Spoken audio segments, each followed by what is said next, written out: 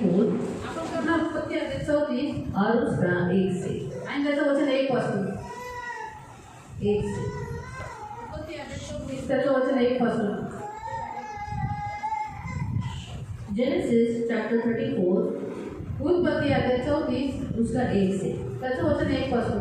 एक दिन लिया की बेटी दीना जो याकूब से उत्पन्न हुई थी उस देश की लड़कियों को भेंट करने निकली. तब उस देश के प्रधान कीवी हमोर का पुत्र शकीम ने देखा कि उसे ले जाकर उसे हुक्म करके उसको भ्रष्ट कर डाला. तब उसका मन याकूब की बेटी पर दीना से लग गया और उसने उस कन्या से प्रेम की बातें की, उसे प्रेम करने लगा. अतः शेकेम ने अपने पिता हमोर से कहा, मुझे इस लड़की को अपनी पत्नी होने के लिए दे दो. याकोबापासून लेया हिला झालेली मुलगी दीना एकदा त्या देशातील स्त्रियांना भेटायला गेली. तेव्हा त्या देशाचा अधिपती हामोर नावाचा हिबी ह्याचा मुलगा शकेम याची नजर तिच्यावर गेली. तो तिला घेऊन गेला आणि तिच्यापाशी निघून त्याने तिला भ्रष्ट केले. याकोबाची मुलगी दीना हिच्यावर त्याचे मन बसले, त्याचे त्या मुलीवर प्रेम जडले आणि त्याने तिचे समाधान केले. मग शकेमाने आपला बाप हामोर याला म्हटले, मला ही मुलगी बायको करून द्या. हम प्रार्थना करें. पवित्र पिता, हम वचन की सेवा को आपके हाथों में देते हैं. आपका वचन क्या ही सुंदर, क्या ही पवित्र, क्या ही शुद्ध है. इसलिए वचन हम ध्यान से सुनने के लिए और जब हम सुनते हैं वही पालन करने के लिए तो मदद करना, करुणा, दया करना. वचन का ताबा हम आपके हाथों में देते हैं. वचन हम ध्यान से सुनने के लिए तो मदद करना. हम सबका ताबा आपके हाथों में दिए यीशु के नाम से, आमीन. Praise lord, praise lord, hallelujah, hallelujah. हम देखते हैं प्रियो, यहाँ जो लिखा है, हम लिया की बेटी जो याकूब से पैदा हुई, जो 6 बच्चों के बाद उसका नाम दीना रखा गया और उसका मतलब है परमेश्वर न्याय करता है.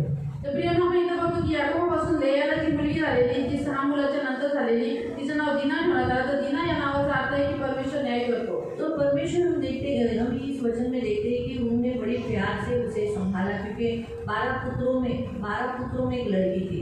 आणि प्रियांनो, आपण इथं बघतो की दीनाला त्याने खूप प्रेमाने सांभाळलं, कारण की 12 भावांमधील एकच बहीण होती. अगर आप 33 अध्याय में आप पढ़ोगे जर 33 अध्याय तुम्ही वाचलं तो याकूब ने अपने सारे पुत्रों को उसके सामने लाया, लेकिन दीना को नहीं लाया. तर तुम्ही वाचा 33 अध्यायामध्ये याकोबाने सर्व पुत्रांना त्याच्या समोर आणलं, पण तो दीनाला नाही आणलं. उसके 12 बच्चे थे, त्याचे 12 मुलं होते 4 औरतें थी, आणि 4 स्त्रिया होत्या, 2 दासी, 2 दासी 2 पत्नी. आणि 2 पत्नी. उन सबको लाया, उनके सामने या एसाव के सामने लाया, लेकिन दीना को नहीं लाया. आणि त्या सगळ्यांना त्यांनी एसावच्या समोर आणलं, पण तो दीनाला नाही आणलं. क्यों? क्योंकि उसे मालूम था एसाव का स्वभाव कैसा था. कारण की त्याला माहिती होतं एसाव कशा स्वभावाचा होता. तो इसीलिए उसने अपनी बेटी को छुपा के रख दिया था. आणि म्हणून त्याने आपल्या मुलीला लपून ठेवलेलं. बेटी को चाचा के सामने नहीं लाया.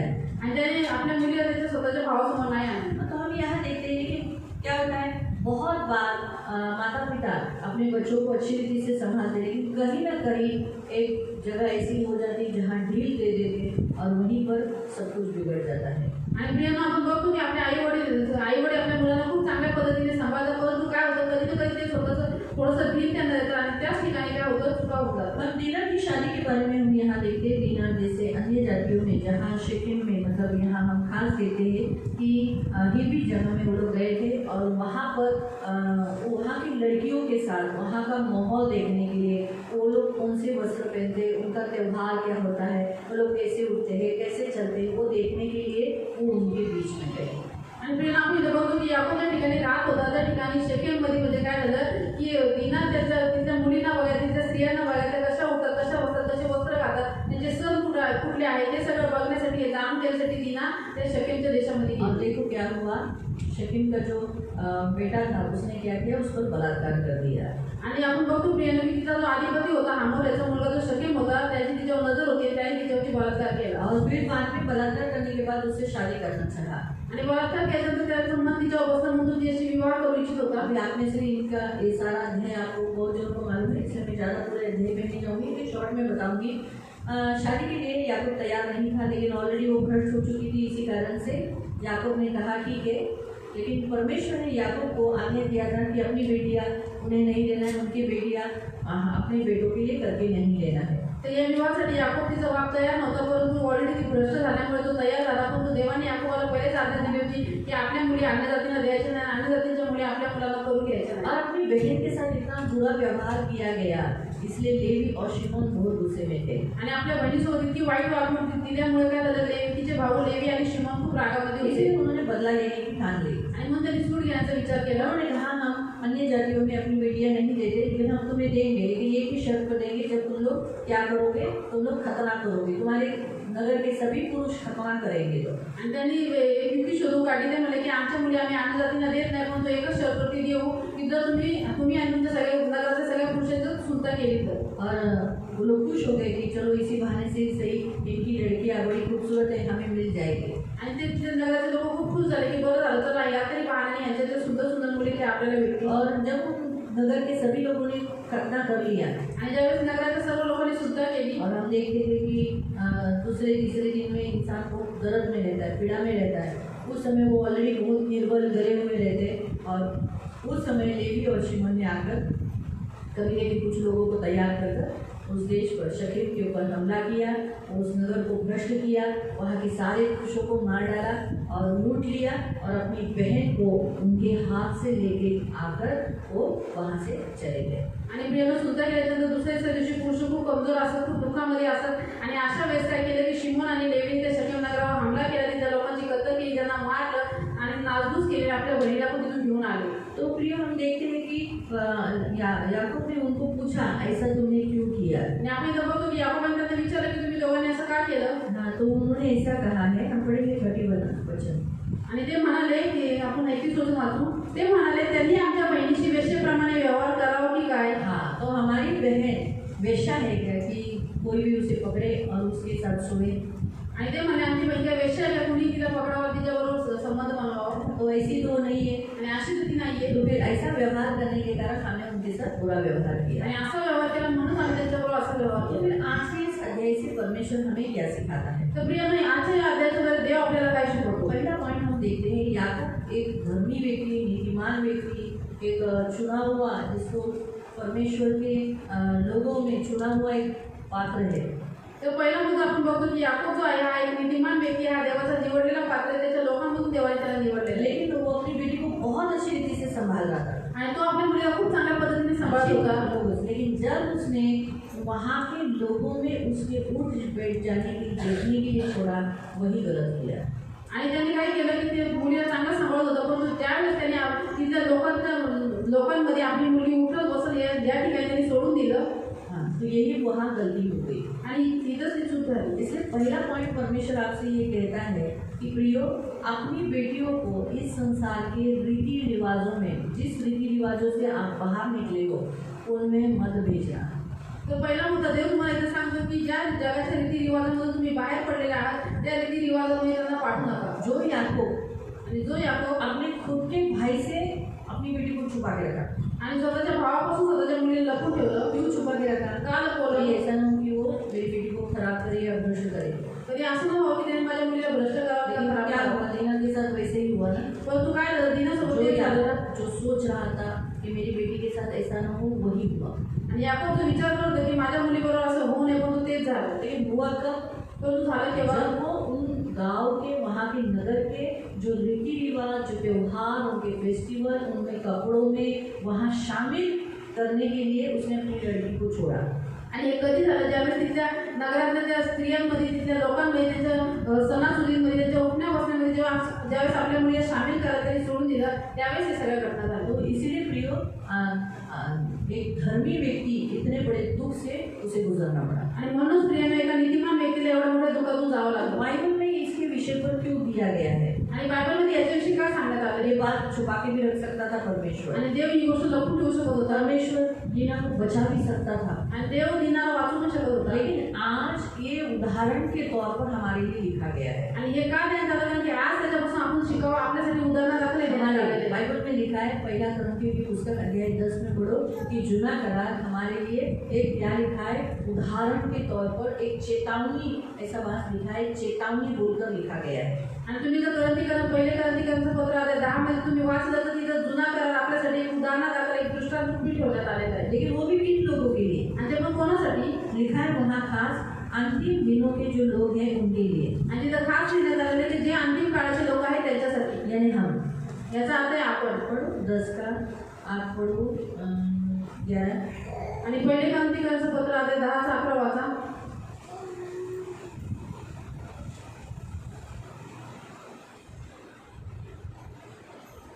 जिसे मिला वो पढ़ो. या गोष्टी उदाहरणादाखल त्यांच्यावर उतरल्या आणि हाँ, ये बातें दृष्टांत रूपी उनके ऊपर हो चुकी है. आणि जे आपण युगाच्या समाप्तीप्रती हम जो पोहोचलो अंतिम दिनों के लोग हैं, आहोत ते आपल्या बोधासाठी ते दिले आहे. हमारी चेतावनी के लिए दिया गया है. तो इसीलिए बी केयरफुल. आज परमेश्वर हमें यहाँ खास सिखाता है कि आपको और आपकी बेटियों को आपको क्या करना है. संसार के रीति रिवाजों में, त्योहारों में, जो कुछ इस संसार में जिस जाति से आप निकले उन जातियों के त्योहारों में आप उन्हें न भेजो. नहीं तो उन्हें भी क्या लगेगा, वो करने की इच्छा आएगी और वो संसारिक बनेगी. आणि म्हणून प्रिय देव आपल्या इथं सावधान करतो की ज्या जगातून ज्या जातीतून ज्या संसारातून आपण निघालेलो आहोत आपल्या मुलीला त्यांच्या सणासुद्धा मध्ये त्यांच्या गोष्टीमध्ये नाही पाठवायचं. कारण की जर त्या गेल्या तर त्यांना सुद्धा तेच करण्याची इच्छा येईल. हाँ, इसीलिए हो सके अपनी बेटियों को चर्च में लाना. आणि जर जेवढं शक्य होईल तेवढं आपल्या मुलींना चर्चमध्ये आणा. जितना वो चर्च से जुड़ी रहेगी, जितना प्रभु के निकट रहेगी, उतना वो क्या रहेगी, चर्च के रीति रिवाजों को सीखेगी. चर्च में क्या है, कौन सी विधियाँ हैं, चर्च में क्या करना चाहिए. अभी संसार में जाएगी तो संसार में देखेगी कि दूल्हे को खाया जा रहा है, दुल्हन को खाया जा रहा है, फिर हार डाला जा रहा है. ये सब ऐसे देखने के बाद ना लड़की सोचेगी ओ मुझे भी देखना है, मुझे भी ये सामान बनना है, ओ मुझे भी ऐसे होना चाहिए, है ना. लेकिन जब वो चर्च के अंडर रहेगी, चर्च के लोगों के बीच में रहेगी, तब क्या होगा, वो भी चाहेगी कि मैं भी वेडिंग गाउन डालूँ, मेरी भी शादी ऐसी हो, मैं भी हाथ में ग्लव्स डालूँ, मुझे भी ऐसा पूछा जाए क्या तुम तैयार हो. हाँ मैं इसे तैयार हूँ, है ना. तो ये आने चाहिए. आणि म्हणूनच प्रिय आपल्या मुलीला जास्तीत जास्त चर्चमध्ये घेऊन या का कारण की त्यांनी चर्चचे रीतिरिवाज शिकवा. चर्चमध्ये कसं विवाह होतं ते बघावं. त्यांनी पण तेच करण्याची इच्छा ठेवावी. ना की अन्य जातीमध्ये जसे अन्य जातीचे लोक विवाह करतात, मान करतात, मंगळसूत्र घालतात, त्या गोष्टी त्यांना इच्छा येऊ नये म्हणून आपल्या मुलींना चर्चमध्ये घेऊन या. इसीलिए प्रियो हम यहाँ परमेश्वर ने याकूब कहा था कि अपनी बेटियां उन्हें नहीं लेना, उनकी बेटियां अपने लिए नहीं लेना. आणि म्हणूनच प्रिय देवाने याकोबाला सांगितलेलं होतं की आपल्या मुली त्यांना देऊ नका, त्यांच्या मुली आपल्या मुलांना करू नका. याद रखो, आप अपने बच्चों को अन्य जातियों से जोड़ने के लिए नहीं लेना. आणि लक्षात ठेवा तुम्ही तुमच्या मुलांना अन्य जातीशी जोडून नका देऊ. अपने घर में अन्य जातियों का जवाई नहीं लाना. आणि आपल्या घरामध्ये अन्य जातीचा जावई आणू नका. अपने घर में अन्य जाति की बहू नहीं लाना. आणि स्वतःच्या घरामध्ये अन्य जातीची सून आणू नका. परमेश्वर में है लोग, परमेश्वर के जो लोग हैं उन्हीं में लाना. क्योंकि शादी एक तमाशा नहीं, शादी एक लड़का लड़की का चॉइस नहीं है. शादी ये परमेश्वर की योजना है. आणि कारण की विवाह एक तमाशा नाही की तुमच्या मुला मुलीचं निवड नाही आहे, परंतु विवाह ही देवाची योजना आहे. तो लड़का और लड़की ऐसा नहीं हो सकते मुझे चॉइस है, मेरी चॉइस है, मुझे करना है, मुझे करना है. दीदी को क्या जाता है, मेरा कुछ नहीं जाता है, मेरा क्या जाने वाला है. आप जैसी चॉइस करोगे आपको वैसे ही फल मिलेगा. क्योंकि आगे आपका लाइफ में जो रखा है वही आपको मिलेगा. जो चॉइस करते हैं, जिस मार्ग को चुनते हैं, वो मार्ग में क्या है वही मिलेगा. हम उससे बचाने के लिए कहते हैं. एक बार शादी हो गया हम नहीं बोलते छोड़ दो, हम बोलते बाबा शादी किया ना. आणि विवाहाच्या नंतर लोक म्हणतात की दीदींचं काय जातं बोलायला, दीदींचं काय जात नाही, पण जे आपण निवड करतो त्याचं आपल्याला फळ भेटतं. म्हणून त्या जो मार्ग आपण निवडू त्याच मार्गावरती आपल्याला त्याच गोष्टी भेटतील. म्हणून आम्ही नाही बोलत त्यांना की लग्न झालं तर तुम्ही सोडून द्या, सोडून घ्या म्हणतो. तर आम्ही म्हणतो जे तुम्ही केलं त्याचं फळ बघा. उसका फल तो भुगतना ही पड़ेगा. त्याचं फळ तर बघा. पति अच्छा नहीं निकला, जर व्यक्ती चांगला नाही निघाला, पति अच्छा नहीं निकला, नवरा जर चांगला नाही निघाला, चर्च नहीं आ रहा है, तर चर्चला येत नाही, जबरदस्ती नहीं कर सकते. आपण त्याला जबरदस्ती नाही करू कर शकत. सकते क्या, करू शकतो का? जबरदस्ती नहीं कर सकते. जबरदस्ती जबरदस्ती चर्च नहीं आएगा. लड़की क्या बोलती, मैं उसे चर्च लाऊंगी, लाते हैं. अभी कितनी लड़कियां ने जिन्होंने अन्य जातियों से शादी किया, बताओ उनमें से किसका पति यहाँ है. सिर्फ अश्विनी का लड़का, सिर्फ छाया है. हाँ, प्रियंका राठौर. बाकी छाया आणि प्रियंकाचाच नवरा फक्त प्रभूमध्ये आहे, बाकी त्यांचे नाही. बाकी कितने लोगों ने अन्य जातियों से शादी किया. बाकी किती लोकांनी आल्याची विवाह केला, कधी चर्चला आया है, कधी चर्चला आले, कभी यीशु के बारे में सुना है उन्होंने. कधी त्यांनी येशूबद्दल ऐकलंय. तो ये बातें बहुत जरूरी है. आणि प्रियांका या सगळ्या गोष्टी खूप गरजेच्या अपने आहेत. बेटियों को अन्य जातियों में उठना बैठना, उनके त्योहार बनाने के लिए, उनके रीति रिवाज सिखाने के लिए मत भेजो. आणि म्हणून आपल्या मुलींना अन्य जातींच्या लोकांशी बसणं उठणं त्यांचे सण सूद मनवणं शिकू नका. वहाँ उनमें जाने मत दो. आणि त्याच्यात जाऊन देऊ नका. उनमें उठना बैठना मत कराओ. आणि त्याच्यामध्ये उठणं बसणं करू नका. उन्हें क्या करना है, आपको प्रभु और प्रभु के लोगों के साथ अच्छे भले एकदम प्रभु में बड़े हुए लोगों के साथ उनको वहाँ उनके हाथ की तरह करना है। आणि तुम्हाला काय करायचं आपल्या मुलीला प्रभूमध्ये आणि जे प्रभूमध्ये चांगले लोक आहेत, जे स्ट्रॉंग आहे, जे आत्म्यात वाढलेले त्यांच्या हाताच्या खाली त्यांना ठेवायचे। शिमोन और लेवी ने भले जो जरिया था उनके हाथ से अपनी बहन को निकालने का, वो जरिया भले रॉन्ग था, लेकिन वो अपनी बहन को एक अन्य जाति के घर में नहीं कर सकते। आणि शिमोन आणि बाइबल लेवी के अनुसार, बिब्लिकली बाइबल के अनुसार, परमेश्वर ने दी हुई आज्ञा के अनुसार अपनी बहन एक अन्य जाति के घर में रखना ये रॉन्ग है, इसीलिए उन्होंने लेकर आए। आणि शिमोन आणि लेवीचा जो मार्ग होता सूड यांचा तो चुकीचा होता, परंतु देवाच्या आज्ञेच्या अनुसार त्यांच्या बहिणी ते अन्य जातींच्या घरामध्ये ठेवू शकत नव्हते, कारण की वचन म्हणते की अन्य जातीच्या घरामध्ये आपल्या मुलीला तुम्ही देऊ हम एक नका। रंगीन काल में जी रहे हैं। आणि आपण एक शेवटच्या काळामध्ये जगत आहोत। शैतान कभी कभी हमारे घर के लोगों को, हमारी जिस जाति के लोग हैं उन्हीं को बदला लेने के लिए, क्योंकि हम यीशु में आए हैं, इसलिए हमारी लड़कियों को उनके जाति में लेके जाने के लिए वैसा प्लानिंग कर सकता है, उन्हें पागल बना सकता है, रोमांस करा सकता है, बोलेगा मैं तुझसे शादी करूँगा, मैं तुझसे बोल ये करूँगा, वो करूँगा, ऐसा करके बदला लेने की भावना से। क्यों? क्योंकि तुम लोग ने यीशु को छोड़ा ना। शैतान का स्वभाव है ना बदला लेने का। तो शैतान के दावपेच के तले जो लोग होते हैं वो भी क्या करते हैं, बदला ही लेते हैं। तो शैतान उनको क्या बोलता है, देख ये ऐसे यीशु के पीछे गए ना, ऐसा किया ना, तो अब उनकी लड़कियों को इन्हीं में लाएंगे। बहुत नाक लगाते हैं ना ये लोग, बहुत नाक लगा के गए ना ये लोग यीशु के पास, देखते हैं अभी इनके बच्चों से क्या होता है, इनके बच्चों को हम हमारी तरफ लाएंगे। फिर क्या करते हैं, लड़के लोग लाते हैं संसार की लड़कियाँ। आणि म्हणून आणखी काय असल्यामुळे प्रियांनो, शैतानाला तुम्ही सोडून गेल्यामुळे तुम्ही येशूची बनल्यामुळे शैतान काय करतो, त्याच्या डाव्याच्या खाली असलेल्या लोकांना सूड घेण्यासाठी उभा करतो आणि ते काय करतात की तुम्ही येशूकडे गेल्यामुळे तुमच्याच मुलांना ते त्यांच्या जातीमध्ये खेचण्याचा प्रयत्न करतात। आणि आज काय होतं की जे मुलं आहेत ते अन्य जातीच्या मुलीशी विवाह करून आणतात, लड़की अन्य जातियों के लड़कों को शादी करके लाते हैं आणि मुली जाऊन अन्य जातीच्या मुलाशी लग्न करतात और संसार में चले जाते हैं आणि जगात निघून जातात और रोते बैठते हैं, आणि रडत बसतात बाद में माँ के पास ही आते हैं। आणि नंतर आईकडेच येतात। दरवाजे पे खड़ा नहीं करने का उस लड़की को, आणि अशा मुलीला दारावरती घेऊ नका, लेने का नहीं। मैं आपको बता दूँ, ऐसी लड़की जो छोड़ के गई अन्य जाति से शादी की, उसको लेने का नहीं, उसको बच्चा होने दो, वो मरती है तो भी लेने का नहीं। आणि अशा मुली ज्या आपल्या कुटुंबाला सोडून अन्य जातींच्या मुलांशी त्यांनी विवाह केलेला आहे त्यांना घेऊ नका। त्यांना मूल जरी झाला असं त्या मरत जरी असं तरी त्यांना कठिन देने का, आणि परमेश्वर जैसा कठिन रहता है उस समय पर, वैसे आम कठिन देने का। आणि मजबूतीने उभं राहायचं, कठोर बनून राहायचं, असं देव त्यावेळेस कठोर होतो तसं आपण कठोर बनायला। हमारे बच्चे जब बचपन से बताते हैं ना मुझे ये लड़की देखी, हम तभी सुने गए फालतू लड़की गिरी करने का नहीं, स्कूल जाता है ना ये नहीं करने का। आणि ज्यावेळेस मुलं लहानपणापासून सांगतात की मसीह मला लड़की लड़की लाएंगे, लाएंगे, मेरे लिए मसीह लड़का लाएंगे, हम पहले से अपने बच्चों के मन में पहले से डाल देते हैं।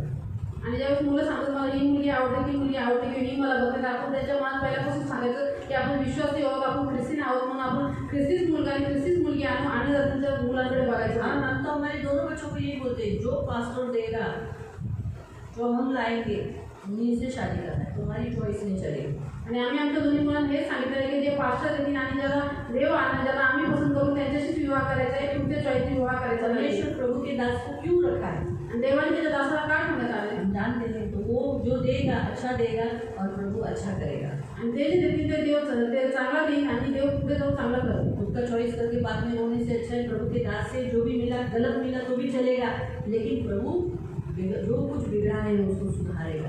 क्यों? मेरे दास ने शादी ज्वाइन करके दिया है, लेकिन खुद की चॉइस की है ना तो तू बोल ऐसा करे। आणि स्वतःच्या मर्जीने विवाह करून रडण्यापेक्षा देवाच्या दासाने जो दिलेला आहे तो व्यक्ती वाईट जरी असला तरी देव पुढे जाऊन त्याच्यामध्ये चांगलं उत्पन्न करतो। का? कारण की माझ्या दासाने हे विवाह लावून दिला म्हणून। क्या मालूम है जवानों को अपनी चॉइस, तुम लोग बोलते हैं हमारी चॉइस, क्या मालूम है, कमाने की तो अक्कल नहीं है। आणि तरुण लोकांना काय स्वतःच्या निवडीबद्दल माहिती आहे त्यांना, उनको ऐसे ही उनके बाल सफ़ेद नहीं हुए रहते, उनको मालूम रहता है आदमी की इंसान कैसा है कैसा नहीं। आणि आई वडिलांचे केस असे सफेद झालेले नसतात, पांढरे झालेले नसतात, पण त्यांना माहिती असते आणि दुनिया बघितलेली असते की हा व्यक्ती कसे आहेत कसे नाही। तो इसलिए माँ बाप कभी भी अपने बच्चों को कचरे में नहीं डालेंगे, अच्छे ही घर में रहेंगे। आणि म्हणून आई वडील आपल्या मुलांना कधी कचऱ्यात नाही टाकणार, कचऱ्यात नेऊन नाही टाकणार, पण ते चांगल्याच घरात देतील। इसीलिए बिब्लिकली बाइबल के अनुसार हमें ऐसे ही चॉइस करना है जो वचन के अनुसार सही है, जो परमेश्वर के दास और माँ बाप जिसमें एग्री है वहाँ प्रभु है। आणि म्हणून प्रियानो बायबलच्या अनुसार आपल्याला काय करायचं, अशाच व्यक्तीशी विवाह करायचा आहे ज्याच्यामध्ये जो देवाकडून आहे, जो त्याच्यामध्ये देवाचा दास आणि आपले आई वडील सहमत आहे. ये गड़बड़ी शैतान ने शादी की जगह में डाली, इतनी बड़ी गड़बड़ी शादी में डाली. आणि किती मोठी गडबडी शैतानाने लग्नामध्ये विवाहामध्ये टाकली. विवाह एक परमेश्वर की पवित्र योजना है आणि विवाह ही एक देवाची पवित्र योजना आहे ना. तो शैतान को ये बिल्कुल पसंद नहीं है. आणि शैतानला विवाह बिलकुल आवडत नाही. परमेश्वर ने विवाह की योजना क्यों बनाई, क्यों मालूम? क्योंकि विवाह का मतलब क्या है मालूम? जेनेसिस चैप्टर 2 में अगर आप पढ़ोगे तो वहाँ लिखा है, वो माँ बाप से 23 या 24 वचन में लिखा है, माँ बाप से छोड़कर पत्नी से जोड़ा है. आणि विवाहाचा अर्थ काय, प्रियानो की उत्पत्ती आता 2 मध्ये तुम्ही वाचू शकता की त्याचा अर्थ आहे की पुरुष आपल्या आई वडिलांना सोडून आपल्या पत्नीसह जोडून राहील. तो माँ बाप को छोड़ना मतलब ऐसा नहीं, माँ बाप को छोड़ दिया चलो जाओ तुम अलग लो और हमें माँ बाप अभी हम पैसा नहीं. मतलब इसका मीनिंग वो है कि माँ बाप को छोड़कर, मतलब परमेश्वर चाहता है कि तू सभियों को छोड़कर मेरा बन जाए, मुझसे जुड़ा रहे. तू संसार के लोगों से नहीं जुड़े. जो विवाह की जो प्लानिंग थी परमेश्वर ने जो बनाई, वो उसने अपने खुद के लिए बनाई ताकि ये जो मनुष्य है ये मुझसे जुड़ा है, किसी और से. परमेश्वर खुद वधू चाह रहा है और वो वधू हम है इंसान. और परमेश्वर दूल्हा है. आई वडिलांना सोडणं म्हणजे हे नाही की त्यांना पूर्णपणे टाकून द्यायला, परंतु जगाला, संसाराला, आपल्या मित्रांना, मैत्रिणींना, नातेवाईकांना सोडून आपल्या पत्नीशी जोडून राहिला. आणि या विवाहाच्या योजनेच्या द्वारे देवाला काय पाहिजे होतं की मनुष्य त्याशी जुळून राहावं, कारण की देवाला आपण पण देवाची वधू आहोत. तो हम प्रभु की एक ऐसी वधू बने जो प्रभु से जुड़े आणि आपण देवाची अशी वधू बनवायची देवाशी जुळावी. तो इसलिए परमेश्वर की चॉइस होनी चाहिए. आणि म्हणून देवाची निवड असते. यानी परमेश्वर की चॉइस है. जैसे शेकेम का जो किसका बेटा हे हामोर का मुलगा शकेम, हमोर का बेटा शेकेम, क्या ये परमेश्वर की चॉइस है? आणि हामोर का मुलगा शकेम आहे, हा काय देवाची निवड आहे? क्या ये परमेश्वर की चॉइस थी कि दीना उन लोगों में त्योहारों में जाए? काही देवाची निवड होती की दिनाने त्या लोकांच्या सणसुदीमध्ये जावे? क्यों गई वो? आणि ती का गेली? क्यों गई? आणि तिथं का गेली?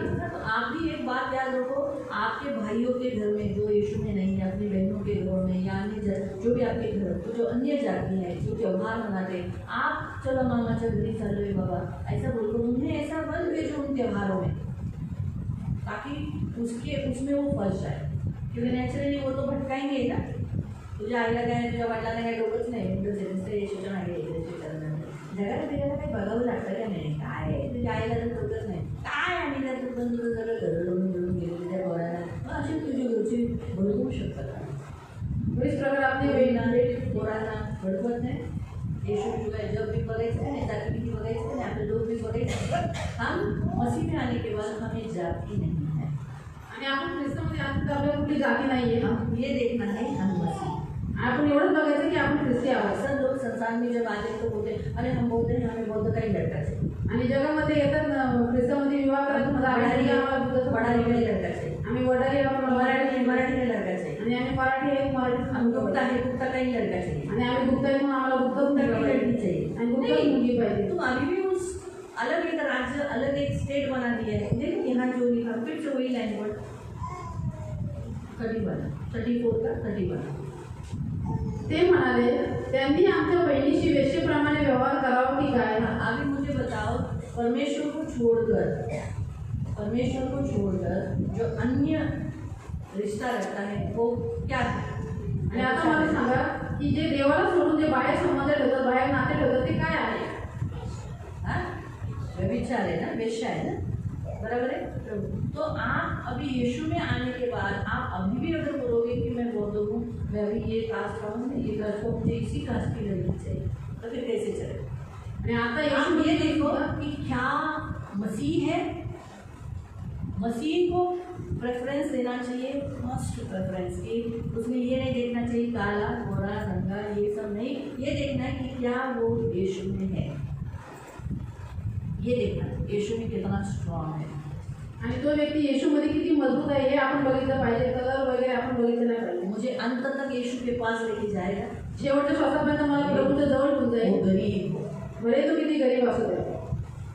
2 टाइम का रोटी खिला सकता है, आणि 2 टाइमची भाकर देऊ शकतो. उसका भी. खूप झालं. क्योंकि हमारा धन स्वर्ग में है, हम अमीर है देखा गया. आणि आपलं धन स्वर्गात आहे, आपण श्रीमंत आहोत. पृथ्वी पर आपको ऐसा लगता होगा हम गरीब है, कोई बात नहीं. याद रखो, हम पृथ्वी पे गरीब आपको लग रहा है, लेकिन आप रिच हो, सबसे ज़्यादा अमीर हो आप। आणि तुम्ही पृथ्वीवरती गरीब आहे असं तुम्हाला वाटते, परंतु तुम्ही सगळ्यात जास्त श्रीमंत आहात. है ना? आप अपने प्रभु को दान दशम देते हो ना, तुम्ही देवाला दान दशम देता ना, 100% वहाँ आपको ब्याज मिल रहा है, वहाँ इंटरेस्ट मिल रहा है. आणि तुम्हाला 100 पटी तिथं व्याज भेटतो. मालूम हुआ? अगर आप 1000 डालते हो जर तुम्ही 1000 रुपये टाकता तो 10 करोड़ मिल रहे हो, 10 लाख मिल रहा है. तर वरती तुम्हाला 10 लाख भेटतात. तो आप ऐसे कितना पैसा वहाँ जमा कर दिया. आणि असं असे करून करून तुम्ही किती पैसे इथं जमा तो केला. आप तो पृथ्वी के भी अमीर लोग से भी अमीर हो. आणि तुम्ही पृथ्वीच्या श्रीमंतापेक्षा पण श्रीमंत आहात. आपका सिर्फ 1000 ही नहीं गया, आपका तो बहुत 1000 से भी ज़्यादा आपने प्रभु को डाला है. आणि तुमचे फक्त 1000 नाही, परंतु खूप सारे हजार तुम्ही देवाला टाकलेले. ये आपका डिपॉजिट ऊपर ज़्यादा है, आपके ऊपर बैंक है, लोगों का स्विस बैंक है, आपका स्वर्ग का बैंक है. जगातल्या लोकांची स्विस बँक आहे, म्हणून तुमची बँक स्वर्गाची आहे. स्विस बैंक का अगर कोई मर गया तो कोई लेने नहीं गया तो भाई अटक गया पैसा. लेकिन हमारा ऐसा नहीं है, आप लोगे उसे प्राप्त करोगे. आणि स्विस बँकेमध्ये ज्यांचे अकाउंट आहे त्यांचे पैसे ते जर मेल आहे तर कोण नाही घ्यावे तर ते पैसे डुबून जातात. मग तुमचे पैसे तुम्ही जरूर घ्यावे, ते तुमचं स्वागत आहे. तो आप प्रभु ने ऐसे कंडीशंस नहीं रखो जिसके कारण शादी में गड़बड़ी आए कि मुझे यही चाहिए, मुझे यही कास्ट, मुझे ऐसी कास्ट चाहिए. ऐसे आप जब रखते हो तब ये जैसे दीना की शादी में गड़बड़ी हुई वैसे शादियों में गड़बड़ी हो गई. आणि तुम्ही अशी स्वतःची काही निवड नका ठेवू की मला ही जात पाहिजे, मला असाच व्यक्ती पाहिजे, अशीच स्त्री पाहिजे. परंतु काय होतं, ज्यावेळेस तुम्ही अशी कंडिशन ठेवता त्यावेळेस गडबडी येते, जशी इथे दिनाच्या विवाहामध्ये गडबडी आहे. शैतान को पसंद नहीं है शादी. आणि विवाह शैतानाला आवडत नाही. क्योंकि परमेश्वर से आप जुड़ना और परमेश्वर की योजना आप पूरा करना ये शैतान को अच्छा नहीं लगता. कारण की तुम्ही देवाशी जुडावा, देवाची योजना तुम्ही पूर्ण करा, हे शैतानाला आवडत नाही. इसलिए वो शादियों में गड़बड़ी डालता है. म्हणून तो विवाहामध्ये गडबडी टाकतो. या फिर जो आप जिसके पीछे चल रहे हैं उसके नहीं पसंद करते हुए संसार के किसी को भी चुनना, उसके पीछे जाना, उसमें ऐसा करके गड़बड़ी डालता है.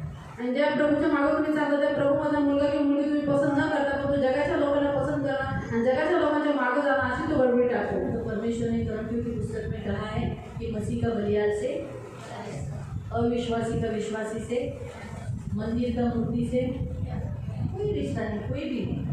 तो आप याद रखना है कि अभी हम मसीह है, हमें क्या करना है. जैसे अन्य जातियों के जू में एक अन्य जाति और एक विश्वासी जुड़ सकते हैं, एक बैल और एक गधा. एक बैल, आप तो मालूम है ना अन्य जाति में अन्य मसीहों को क्या बोला जाता है. आणि ख्रिस्ती लोकांना काय बोललं जातं, वही. ऐसे ही कहा ना, दावते समय बैल का मुंह. यानी मतलब आप और मैं कौन हूँ, बैल है. तुम्ही आणि मी बैल आहोत. तो बैल के साथ बैल को ही रखते हैं, तर बैलासोबत नांगरणी करताना बैलच ठेवतात, गधा नहीं. गाढव नाही. और गधा हुआ तो आणि गाढव असलं तर हाँ बहुत तकलीफ होता है, बैठेगा नहीं, और शेर नांगरला नहीं बना, खेती नहीं होगी, वो जो फल जोतना नहीं होगा. आणि नांगरणी नाही होणार, नांगरणी तो करणार नाही. वैसे ही फैमिली लाइफ चलता है. आणि असंच तो फॅमिली लाईफ पुढे चालत नाही. इसलिए आज के वचन के अनुसार परमेश्वर आपसे यही देता है, अपने बेटियों के लिए, अपने बच्चों के लिए भी हो, आप परमेश्वर आपको यही सिखाता है कि दीना के लाइफ में धर्मी होकर भी एक याकूब के जीवन में ऐसा गड़बड़ी, शादी की गड़बड़ी हुई, तो आपके बच्चों के जीवन के द्वारा आप धर्मी हो, आपकी लाइफ में गड़बड़ी नहीं हो. इसलिए अभी से अपने बच्चों के लिए प्रेयर करो, अपने बच्चों को रीति रिवाजों में मत भेजो, मसीह के पास भेजो, उनके मन में ही डाल के रखना मसीह चाहिए. वो बोलेगा नहीं क्या संसार, जब आपके बच्चे आपको बोलेंगे ना क्यों अगर कोई संसार की लाइफ को हम उसे यीशु में लाएंगे तब समझ जाना कहीं ना कहीं कालाकांडी है. आप उसे बात को पकड़ लो, बोला नहीं चलेगा, ऐसा करके आप मुझे समझाना है. आणि म्हणूनच प्रेरणा देव आजच्या महिन्याचं तुम्हाला शिकवतो, वेश्यागमन नहीं करना है.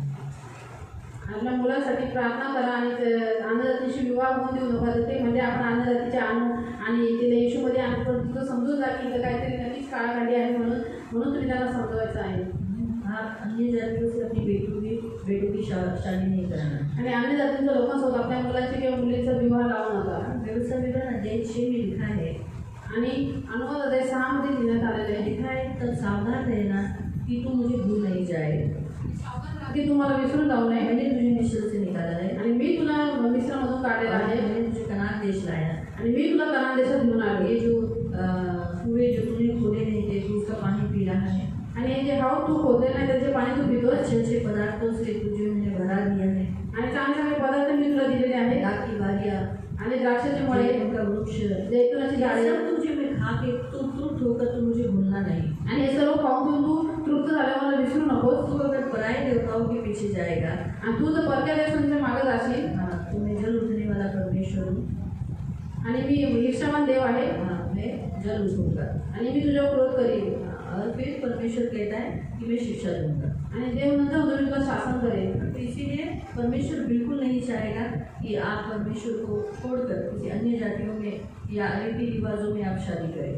आणि मन प्रियाला देवाची बिलकुल इच्छा नाही की तुम्ही देवाला सोडून अन्य जातींशी किंवा त्यांच्या रीतिरिवाजामध्ये विवाह करावा। कभी भी किसी भी बातों में रीति रिवाजों में शामिल नहीं होना। आणि म्हणूनच आपल्या त्यांच्या कुठल्याही रीतिरिवाजांमध्ये कुठल्या गोष्टी सामील होऊन अगर जातात। आप कहते हो कि मैं क्रिश्चियन हूँ, मैं मसीह हूँ, तो आप मसीह विधियों को ही पालन करो। आणि जर तुम्ही म्हणता मी ख्रिश्चन आहे, मी एक विश्वासी आहे, तर ख्रिस्ताच्या ज्या विधी आहेत त्यांनाच पालन करा विधियों को ही पालन करो। आणि त्याच्याच विधींना पालन करा। मसीह का नाम बदनाम करने का आपको मुझको कोई अधिकार नहीं। आणि ख्रिस्ताचं नाव खराब करण्याचं, बदनाम करायचं तुम्हाला मला काही अधिकार नाही। चर्च पर उंगली उठाने का या चर्च पर कोई ब्लेम आए या ठोकर का कारण हम चर्च के ऊपर रखे, ऐसा कोई काम हम हमसे और हमारे बच्चों से ना हो। आणि आपल्यामुळे चर्चवरती काही दोष किंवा चर्चवरती काही बोटं उचलण्याचं कारण होईल, आपल्यामुळे आपल्या मुलामुळे अशा गोष्टी होऊ नये। सांगली में देखो क्या हुआ। आणि सांगलीला माहिती आहे तुम्हाला काय झालं? तो लोगों ने अपनी रीति रिवाजों में अन्य जाति से शादी किया, उसको बताया भी नहीं कि वो क्रिश्चियन है, अभी सत्य परमेश्वर को मानती है, सच है कहेंगे। लेकिन आज क्या हुआ, उसने वो लड़की ने, प्रेग्नेंट औरत ने सुसाइड कर लिया। ये लोग मुझे धर्म के लिए सताते हैं, मुझे धर्म के लिए टॉर्चर करते हैं। आणि सांगलीमध्ये एक ख्रिस्ती कुटुंब होतं, ते ख्रिस्ती असून पण त्याने अन्य जातीच्या मुलीला विवाह करून आणलं। आता तिला सांगितलं की नाही माहिती, ते देवाला माहिती, पण ते लोक म्हणतात की तिला सांगितलं नाही, आणि त्यामुळे ती 7 महिन्याची गरोदर होती आणि तिने हे जबरदस्ती करून तिथलं ख्रिस्ताकडे येण्यासाठी ती आली नाही, त्यामुळे तिने सुसाईड केलं। कि वो दिन मैं सता रहे, मुझे बहुत टॉर्चर करे, सहा नहीं जा रहा, इसलिए मैंने सुसाइड किया। आणि ती म्हणत होती की मला हे खूप सतत छळतात, हा छळ मला सहन होत नाही, म्हणून तिने आत्महत्या केली। तो आप अन्य जातियों से नाते ही क्यों हो? तर तुम्ही अन्य जातींशी अगर विवाह मसीह कसं लड़की करता? लाएगी तो क्या वो प्रेयर नहीं करेगी, कि अपनी चर्च में प्रार्थना नहीं करेगी? तो मसीह लड़की लाना सबसे बेस्ट है कि मसीह लड़की लाएगा तो आपको उसको बोलना नहीं पड़ेगा, अरे आपल्याला चर्चला जायचंय, अरे आपल्याला प्रार्थना करायची, आज उपवासचा दिवस है, ऐसा बोलना पड़ेगा क्या? नहीं बोलना पड़ेगा ना। तो चर्च की लाने का ना, अन्य जातियों की अपनी ही जाति की क्यों लाए, उसे भी न बताकर। ऐसे चर्च में बहुत से लोग ऐसे करते हैं। यहाँ यीशु करते हैं, बपतिस्मा लेते हैं, नाम लेते हैं, प्रार्थना करते हैं, लेकिन शादी के समय पर क्या करते हैं, बाहर जाकर लड़की लेते हैं, आणि बाहर त्यांनी- जाकर लड़का लेते हैं। आणि त्यांनी जर एखादी विश्वासी मुलगी करून आणली असेल तर ती काही चर्चला आली नसती, ती देवाला मानण्यासाठी सगळ्या गोष्टी केल्या असत्या। काय करते तिला जबरदस्ती करायची, आणि उनके विषय पर ये कहावत ठीक बैठती है, आणि त्यांच्यावरती ही मोठी बसते। कुत्ता अपनी छाट को आणि कुत्रा आपल्या ओकारीकडे, सुवर्णी वापस कीचड़ में लौट जाती है। ऐसे ही एक बात हो जाती है। आणि कुत्रा आपल्या ओकारीकडे आणि अंग त्याच्यानंतर डुकरीत पुन्हा गाळात मोळायला जाते, अशी ती कुत्ता होता। अपनी छाट को उल्टी किया, वापस खाने के लिए जाता है, सुवर्णी मिला मिला के अच्छा रखा, लेकिन वापस कीचड़ में जाता है। आणि कुत्रा इतना फिर प्रभु के पास आकर प्रभु का स्वाद लेकर, प्रभु का अनुभव लेकर फिर संसार के रीति रिवाजों में शादी करना, मतलब कुत्ते के समान और सुवर्णी के समान हो गए ना। आणि कुत्रा आपण केलेली उलटी पुन्हा खातो, आणि जशी डुकरीत पण तिला किती जरी आंघोळ घातली तरी ती पुन्हा चिखलात जाते, तसंच आपण देवाचा स्वाद घेऊन देवाकडे येऊन पुन्हा आपण ते खातो। एक बेटर है बेटर कि वो यीशु के पास नहीं आए हुए तो ज़्यादा अच्छा होता। आणि याच्यापेक्षा चांगले की ते येशूकडे आले नसते तर बरं झालं। पतरस ऐसे भी कहता है कि वो यीशु को नहीं जानते तो ज़्यादा अच्छा होता। आणि पेत्र आपल्याला असंच म्हणतो की त्यांनी जर देवाला ओळखलं तसं तर बरं झालं असतं। और घर के मेन आप माँ बाप सपोर्ट मत करो। आणि मुख्य आईवडील आहे की तुम्ही या गोष्टींना सपोर्ट करू नका। मैं विश्वासी हूँ, विश्वासी से करना।